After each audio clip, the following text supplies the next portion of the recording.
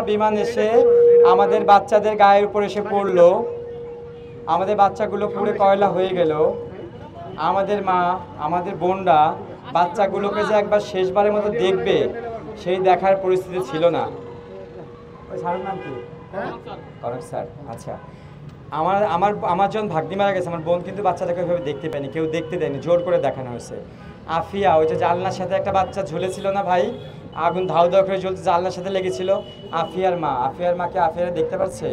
দেখতে পায়নি, কাছেও যাইতে দেয়নি। এরকমের যে বাচ্চাগুলো পুড়ে গেছে, তো আমাদের সাথে একাত্মতা ঘোষণা করে কিছু শিক্ষার্থী আসছিল, সেই শিক্ষার্থীদেরকে টিসি দেওয়ার জন্য প্রত্যেক বাসায় ফোন দেওয়া হয়েছে।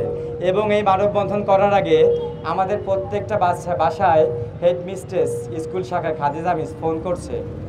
ফোন করে, যেমন আমার বোনকে ফোন করে জিজ্ঞেস করছে আমি কি করি, আমার বয়স কত, আমার দেশের বাড়ি কোথায়, ঢাকায় কোথায় থাকি, আমি কোথায় লেখাপড়া করছি, আমার স্কুল কোথায়, আমার কলেজ কোনটা, আমার ইউনিভার্সিটি কোনটা, এই সবগুলো জিজ্ঞেস করে। এবং প্রত্যেকটা পরিবারে ফোন দিয়ে সেই পরিবারে কোন পরিবারে কতজন সদস্য, পরিবারের সদস্যরা কি করে, প্রত্যেকটা পরিবারে এরকম খবর নেওয়া হচ্ছে, মানে থ্রেট দেওয়া হচ্ছে।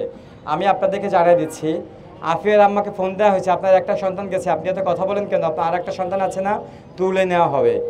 আমাদের কোনো পরিবারের কাউকে যদি তুলে নেওয়া হয়, কারো যদি কোনো ক্ষতি হয়, এর জন্য স্কুল কর্তৃপক্ষ দায়ী থাকবে।